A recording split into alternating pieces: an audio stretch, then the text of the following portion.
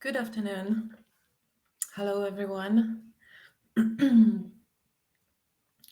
going to wait and see, as usual, if there is someone watching before I start. See if everything is working.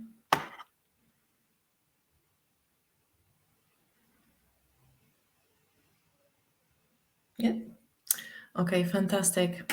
So first of all, I wanted to welcome you to the new series of webinars, and I was thinking for quite a while how I can support the audience in the best possible way with the knowledge I have, with the skills I have, and I decided that I will simply allow myself to be guided.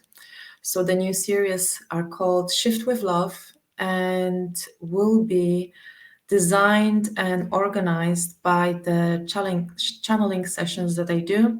So whenever spirits will guide me to come with a specific topic, that's what I'm going to do. I'm not sure yet whether those series will be happening once a week, twice a week. I don't know. I know nothing. I am simply stepping into the flow and into the guidance. And the first topic that I came with today to offer you the knowledge and the experience I gained throughout my life through a very intense time of self-discovery, expansion, learning about how this world and this universe truly operates, is how we are experiencing ourselves through another self. And this topic is has created quite a lot of growth for me in my recent months in my life. And I can be a living proof that this is exactly what it is, that this life is all about experiencing the one self through another self. And I wanted to start very honestly that when I started my self discovery journey, when I started to learn about the universal laws, when I discovered that God is not, it's not a being sitting somewhere in the clouds, that we actually are the God experiencing itself through us. And most of all, that we are all very strongly interconnected, that there is no coincidences, and within this world, everything is happening perfectly by design and is perfectly orchestrated. It's almost like a beautiful, very detailed, very specific symphony of the universe that is experiencing itself. And when I say that we are experiencing ourselves through another self, what does it really mean? Well, most of us know, or we are learning and experiencing that actually everything, absolutely everything within this world is the energy. Absolutely everything. And initially, when I start to grasp this knowledge, when I was introduced to this knowledge that everything is energy and everything depends on what kind of energy we carry inside, and that everything and everyone is interconnected, I was taking the knowledge, but I wasn't really paying much attention to the day-to-day events in my life that were giving me clear proofs that this is what is happening. And this is probably one of the most important and crucial piece of knowledge that you can get. And once you will take it seriously, once you will realize that you really need to take the whole responsibility for the energy that you are carrying within you, so you can start experiencing the life in a most beautiful, pleasant, and loving way, this is the moment where your whole life can change. But how it was for me, the moment I stepped onto this spiritual path, but I really like to call it the path of life, learning about the truths about life, I was given this awareness that we are interconnected, we are energy, we are the frequency, that like attracts like, but I was very much bypassing the energy, the awareness, the self-awareness of the energetics that I was carrying with me. And very honestly, I can admit that I was gathering a lot of knowledge, I was gathering a lot of awareness of how this beautiful world operates, but instead of first applying it on myself and staying more in the now, being more present in the process of life, I was going and sharing this knowledge with others because I somehow felt that it is more important to spread the news, the, the news about, the new truths that I was learning about with others than to actually stop myself and see how that can help me. How can I change and start transforming my life? The sad, maybe not the sad, but in some ways sad truth about us as human beings is that actually we are very often bypassing ourselves. We are quite eager to go into the world and share our knowledge and gifts with others, help others, be in service to others, but we are very often bypassing ourselves. And why is that? Because from a very young age, quite often, in a bigger or smaller way, we've been disconnecting from ourselves. And we've been disconnecting from ourselves because maybe we went through some difficult experiences. Maybe we've been feeling some difficult, painful emotions inside. Maybe there was no one who could guide us, who could help us to get through those processes. And often we've been left completely alone. And very often we didn't know how to deal with ourselves, how to soothe ourselves. So we start to disconnect. We start developing the codependency patterns, the attachment patterns, the toxic attachment patterns. We basically depend on everything that is external to us, and we are unlearning to be connected to ourselves.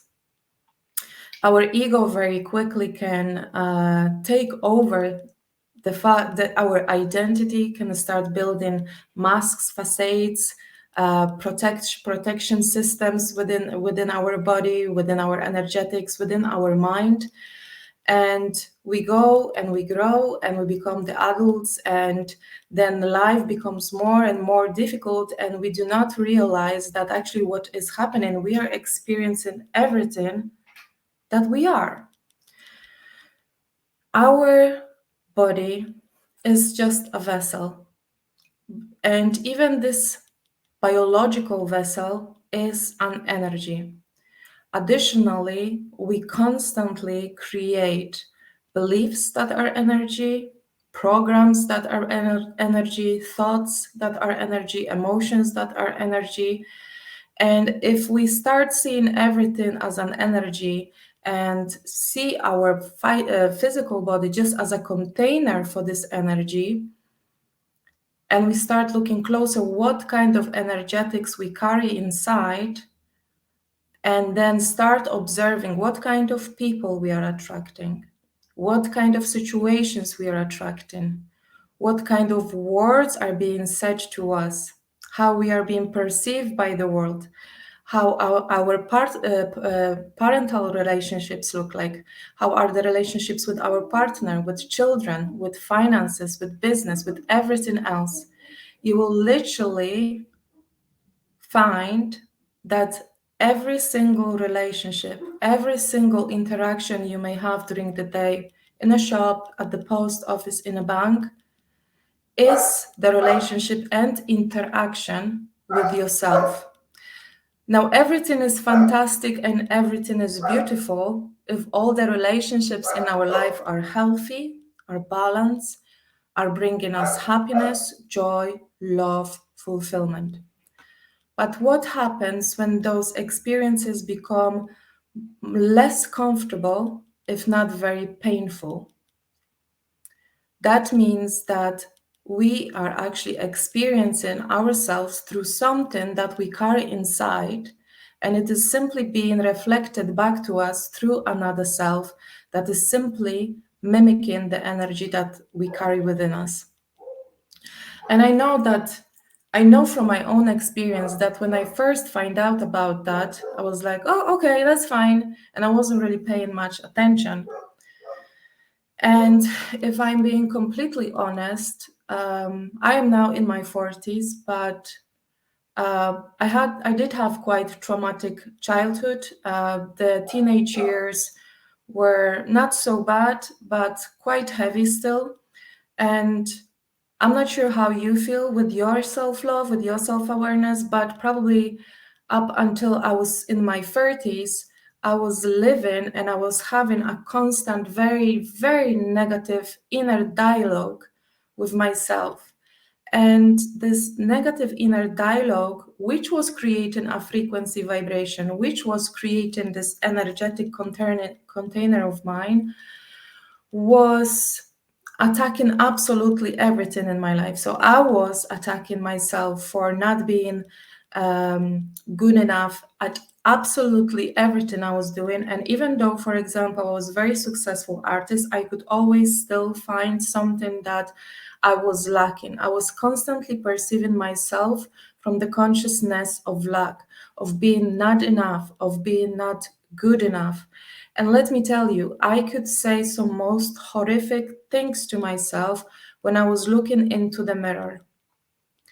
And apparently, women are known for that we are our worst critics and we always want to look better.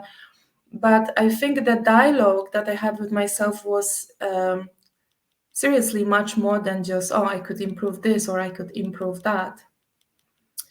It came to a point in my life where I would literally felt that my shadow self, which was unattended, simply unattended, uh, it felt almost like I am going through internal war, where my inner shadow, when my inner wounded self was so self-judgmental in the most horrible, nasty way. And I would still bypass that and go about my day and just think, yeah, yeah, I'm just going to move on. I'm just going to move on. And I was bypassing this shadow. And then it came a time in my life when for a very long time, I feel like I want to run away from something, but I don't know, well, who am I running away from? And later I realized that what I was trying to run away was this wounded self, was this energy that was trying so strongly to come to the surface to simply tell me, hey, you need to look at me. Hey, it is time to let it go. Hey, it is time to heal. Because I was so scared to look at those experiences in the past, because I was so severely disconnected from myself and panically fearful of returning to certain emotions from my past, I thought that the best way is to simply run away. And you can't run away from yourself. But when your higher self, when your body, when your intuition, when this internal feeling is giving you all those information, but you are still bypassing it, there will come a time when the universe will step in and bring something that some of us call the tower moment, and will literally make you experience what you are doing to yourself internally in the form of the negative thoughts, in the form of those negative emotions, this completely distorted vision of self through another self. Because when we receive that from another self, this is when we stop. This is when it really hurts.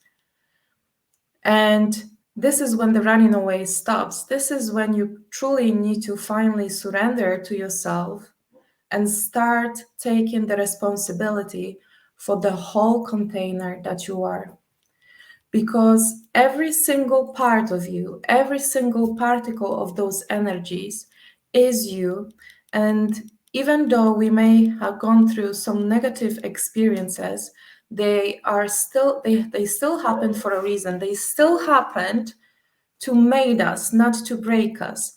But if we continue constantly with bypassing, with ignoring, and then life simply starts bringing us those thoughts, those emotions, those self-harming behaviors, the self-abuse in the form of other people who will come and abuse us through words, through maybe some very negative experience that will bring up all those negative emotions to the surface. And it can go on because you may face, for example, a physical abuse. Maybe someone will start to control you if you are dealing with negative self-control. Maybe you will meet someone who will be lying to you because you are constantly lying to yourself. Maybe you will attract someone that will cheat on you because you are never fair to yourself. Maybe you will attract someone who will always see you as the last one, never the most important one, because you are never the number one for yourself. And this is the moment in our lives when the universe is truly giving us an opportunity to remind us what we really came here for. And what we came here for was to come for experience and grow from this experience. But the ultimate goal of every growth is to return to love, is to return to the self-love, is to return to the oneness.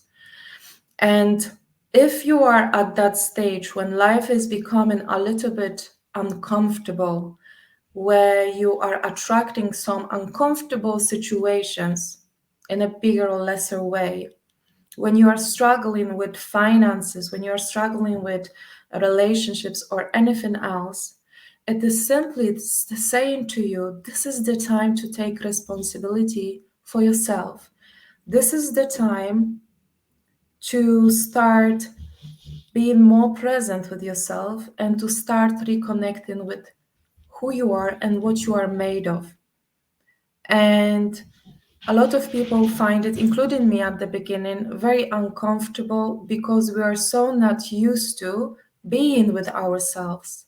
We are so used to this false identity created by our fears, our ego, our inner child, the victimhood we've been often living for many, many years, that suddenly to go inside and do an honest inventory and suddenly to create a new routine within your day when you are honestly sitting with yourself and you are attending all those wounds and you are starting to transmute them, you are starting to work on this shadow integration through acknowledgement, acceptance, compassion, and radical self-love. This is where you are integrating the shadow and you don't have to run away anymore any longer. Once you go through this work, you start to approach your life very, very differently. You're no longer in a victimhood.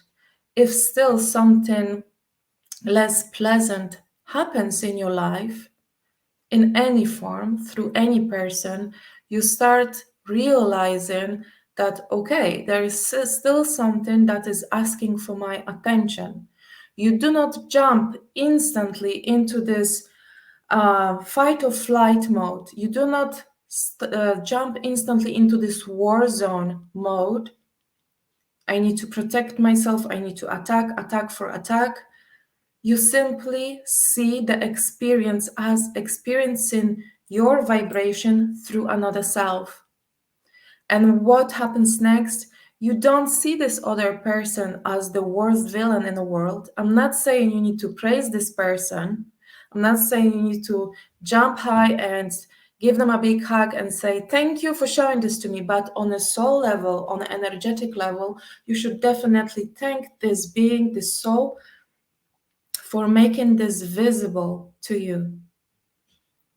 So you can transmute that again. Now, when it comes to partnership relationships and experiencing ourselves through another, if we are in a women and men relationship or any other form of relationship, but it is a partnership, we will often start experiencing a very, very deeply hidden on energetic level vibrations that can also be related to our ancestral line, our unhealed inner child, other partnerships that we had in our life. It can definitely start mimic the relationship we had and we still have with our parents. So When I start thinking about the relationship, the partnership that we create in our lives, and how often it happens for us that the first 3 months are beautiful and everything is great, and then once the emotions start going down and we have the clear view of the energies that are happening, that are interacting in between each other, but we see that only as a trigger, we only see that as a burden, we only see that as an issue, as a problem, and we leave the relationship and we often go to another relationship to experience something exactly the same. The partnership relationships very often also mimic uh, the relationship between our own feminine and masculine energies. So we all have both energies within us, but if those energies for any reason live in a conflict, and that may occur in a form that, let's say, if you are a woman and you are full of amazing ideas and you wish to go and show yourself to the world, and you wish to go and share your gifts and talents and your knowledge, but there is this part of you that should take the action, and suddenly you end up on a sofa and there is procrastination, self-sabotage, and you can't move on. That basically shows very clearly that there is a conflict between your two energies, when the feminine is, full of inspiration, full of great ideas, ready to create, but the masculine is not taking any action because maybe this part of your energetic being is disempowered, or maybe the feminine part does not trust the masculine, therefore the masculine part doesn't take any action. And there is another relationship, a crucial relationship in our lives, that I wish more people be aware of how to attend if there are issues, and this is the relationship with our children. I am not a perfect mom. I never was. I probably never will be. But I am so grateful to my son for being the greatest teachers of all. And it wasn't always obviously like that I perceived my son as the greatest teacher. But when we look at the fact that when we become the parents and a new child is being born, even though it has been already influenced by the ancestral genes that it born itself into, it has been already affected by the energies that it experienced through the 9 months while being in mother's womb. Energetically, they're still so pure. They just left the source, right? So their energy, their intention, their heart space is so pure and open and so loving. And then they become 2 years old and we say, oh, I have a 2-year-old at home, and we have the 2-year-old tantrums and the terrible twos and everything else. But during the last few years of my work, when I was working with quantum physics, when I was observing the external matrix, I was learning how to decode, including the people who are around me, I start paying more attention to my son. And what I noticed, that first of all, children are such an amazing and clear field of information, such a direct extension of us. And the first thing children will start to mimic to their parents is the wounded inner child within the parents, within the mom and dad. Children will mimic that through behaviors, through certain wordings, through certain physical conditions, and unfortunately often through illnesses. So if a parent has unsolved ongoing trauma or ongoing lack of self-worth, and the parent's higher self, the parent's guide's been trying to communicate, sending messages, physical discomfort, and it hasn't been working, sometimes to see something, to pay attention, to finally notice that there's something going on, is to show it to us through our child. And children allow it to happen because they have so much devotion and loyalty towards parents, and they will do absolutely everything to save the parent, to help the parent, to do absolutely everything so the parent is safe. So it does happen that if suddenly a child is developing an illness, I'm not saying this is always the case, but it may be the case that a child through the illness, and every illness is a field of information, carries a specific messages, is also simply showing something back to one of the parents. That's why before we start shouting, before we start complaining, before we start judging our children that they are such a hard and difficult to upbring, that they are constantly getting into trouble, that they don't want to go to school, that they getting into fights, that they are wetting the bed, that they are being acting spoiled, or they are creating all sorts of different problems for us. Before we start implementing any punishments, before we start judging them and telling them you are such a bad child, let's have our awareness more open. Let's try to see a bigger picture, because every single behavior, thought, emotion is a field of information.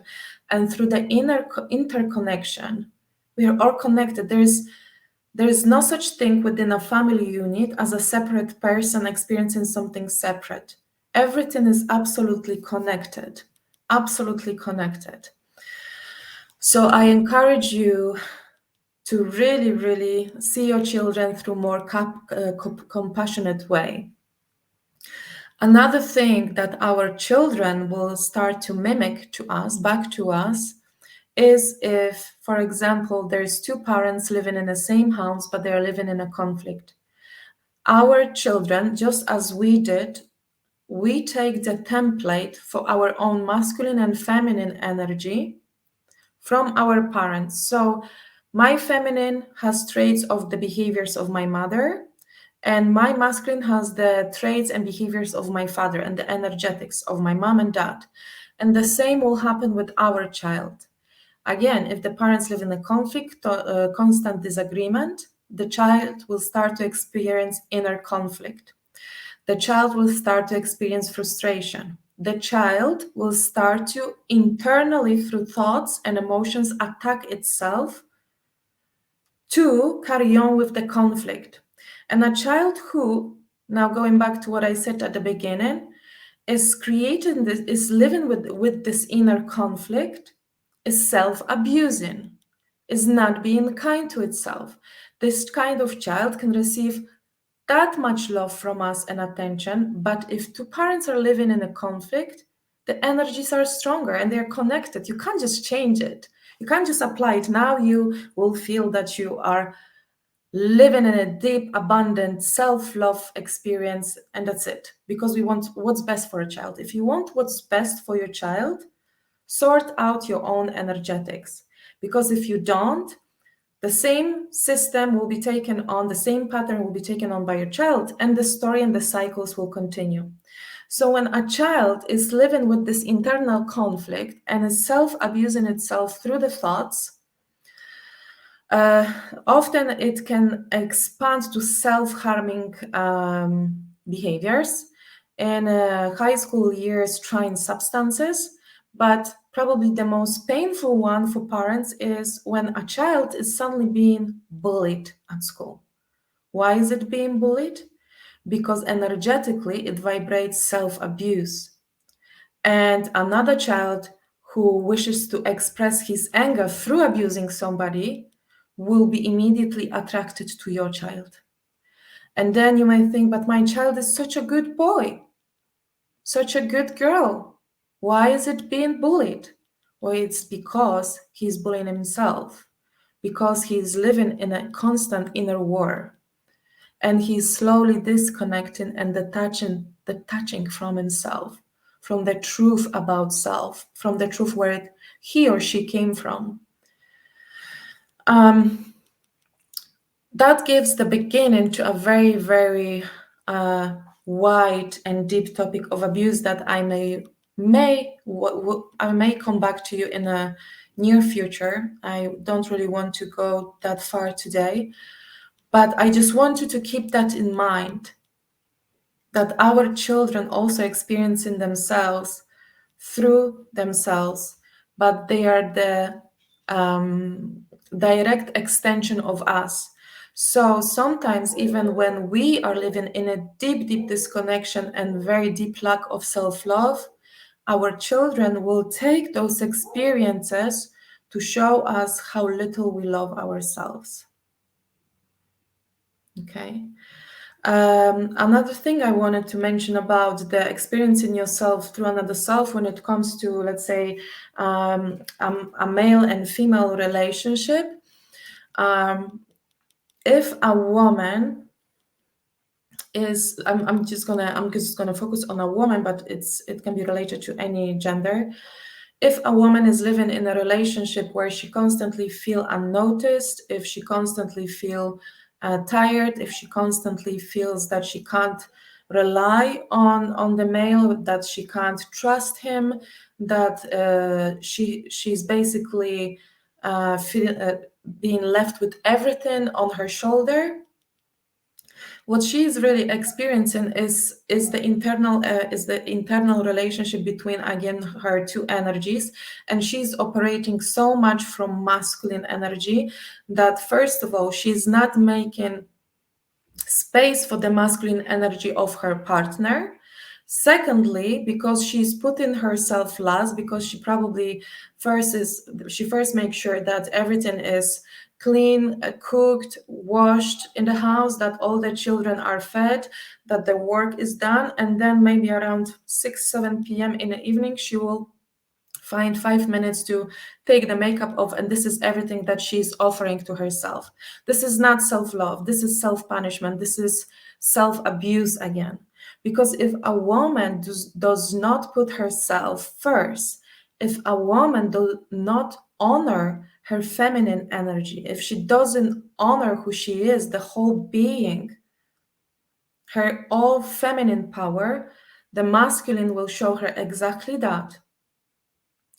Plus, if she's not trusting the masculine energy because of some past experiences, because of some specific programs she took on from the ancestral line, the masculine will never feel welcomed in her presence. The masculine will never feel that he is trusted, therefore, he doesn't need to even try. He will just lie on the sofa with his belly up, watching the TV, knowing that she will take care of everything anyway. And then a woman starts complaining and she feels trapped in a relationship and she becomes more and more exhausted and she doesn't know why. She feels she has been cursed. She doesn't have luck in love. Where all it is about, again, self-love. Where all it is to, again, connect deeply, deeply with yourself and find the true self. Find and connect with your desires.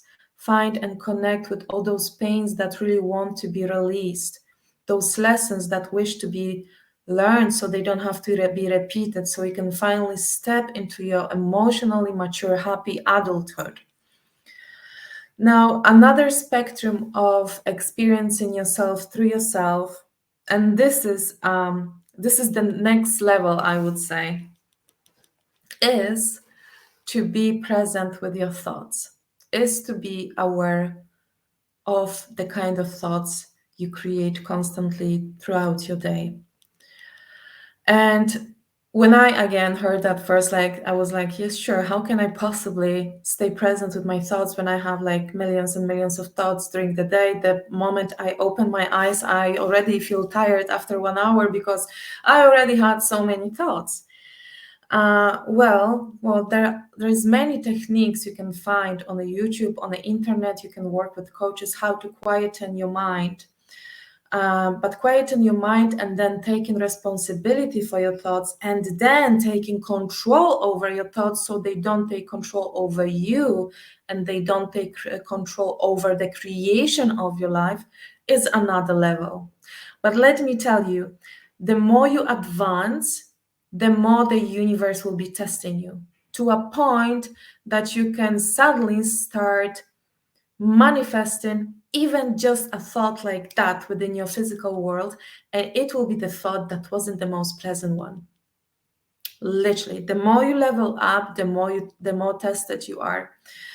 And why I'm saying this is because this is what is currently kind of happening to me. That also brings another spectrum of it, because if you commit and if you truly embody the fact, the truth, the knowingness that you are in control of your thoughts, and with a single command, you can stop all that nonsense and you can step into your headspace only when you need to for the purpose of a specific creation, that can start literally creating miracles within your life. Not the thoughts having control over you, but you with grace and great specific choice, pick those thoughts that you wish to use for your own good. And I remember a year ago when I had a ayahuasca ceremony and I experienced my future self through self, I was absolutely astonished how I was literally going into like a headspace where for 40 years I was operating most of the time from the headspace. I would just go to the headspace and just pick this, this. Take it down, use it for creating the blueprint of the new hologram, and then simply play with my emotions. I was controlling the thoughts. I was controlling and choosing wisely, with grace, with fun, with joy, my emotions, and I was playing with the creation. This is a completely different level, and I'm not saying that you should be now start practicing that, but I guess this is possible. I guess this is possible, and that also brings back to my memory a painting that I created years ago called "My Word is the Law." And if you start appreciating the power of your word, at the beginning there was a word. If you start appreciating, honoring, and acknowledging the power of a single thought, of a single word, that this is the beginning of every creation, and it may have either devastating results or amazing results, and all of that is in your hands, and you want to fully embody that divinity and the fact that you've been given this power, this creative power, you can really again start creating a completely different reality for yourself. But what does it require again? That requires self-love. Why? Because if you are at the stage where you are full of self-doubt and you feel unworthy and you don't believe in yourself much and you take this life very seriously and you stress about everything and you worry about everything, I'm telling you, you will not be able to stand firmly with the embodied energetics of a conscious creator and start picking those words and creating from them, because immediately you will have those doubts. Then you'll say, no, it's not true. No, it's not going to happen for me. It only happens for others. I am not that powerful. And what you start creating, what kind of energy? Confusion, chaos, pain, disappointment, exclusion.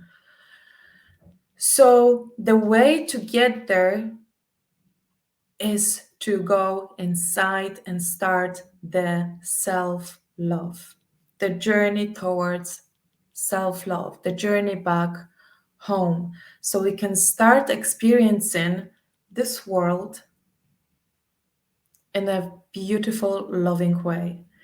Because everything you see around you, I was saying that many times during my webinars. I know I've been promising that eventually I'm going to start teaching or sharing the beautiful knowledge I received, how to decode the external matrix and how to read yourself from the external matrix. But sometimes when I sit with it, I was like, there's so much of it. How do I start? Where do I start with it?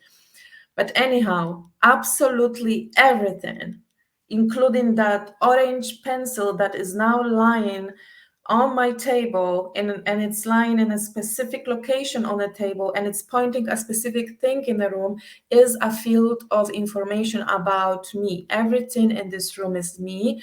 Everything in this house, in this town is saying something about me.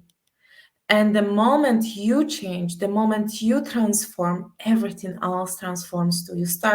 You wake up one day, you suddenly feel, oh, I feel like I need to change the setup in my house. I'm going to move those furnitures around. You wake up the next day, you say, I feel like I need to move. I need to relocate. This is because your vibration is changing. And just naturally, the external world will start changing too. The world is not changing externally, it's changing internally. Every internal change brings a change within your external matrix. So everything you go and experience through your day, including the smallest things, like one word that been said to you by the shopkeeper or someone who was passing you on the street or someone you met in a park, everything is absolutely you. And unless we start taking greater responsibility, and each greatness requires this responsibility,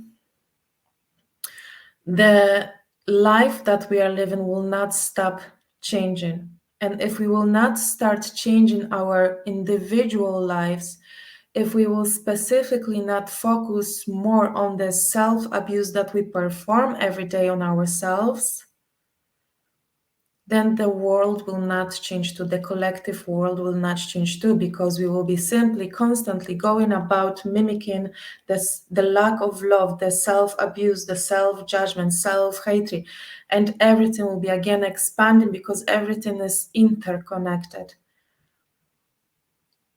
So I'm not sure if I inspired you with that, but the intention of this webinar was to be more aware of who you are, what you are carrying within you. Be more focused on energies of acceptance when you start healing yourself, forgiveness, and compassion. So you don't have to run away from anything, but just simply sit and accept what happened has happened for your greatest good. No matter how horrible it was, you can still grow from that. But you can't transmute your shadows without accepting them, without forgiving yourself, forgiving others, and creating a space for appreciation and love. And that all should be done through compassion, one for another.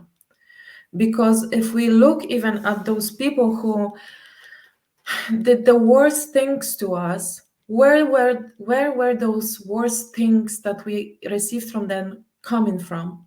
Well, first of all, we received them because at some point in our life, maybe not now, but maybe 10 years ago, because the energy doesn't know time, we've been actually doing exactly horrible thing to ourselves.